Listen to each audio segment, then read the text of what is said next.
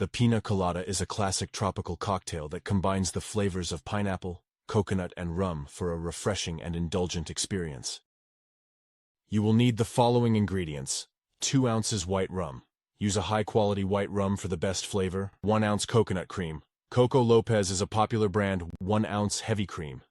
Optional, for a richer texture. 6 ounces fresh pineapple juice. Freshly squeezed is best, but canned works as well. 1/2 cup crushed ice. For blending, 1 pineapple slice. Garnish, 1 maraschino cherry. Garnish.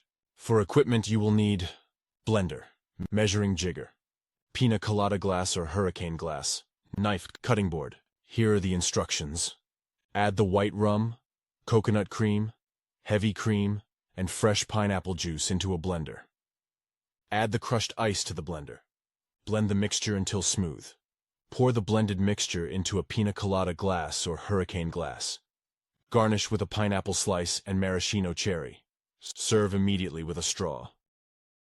The pina colada originated in Puerto Rico and became its official drink in 1978.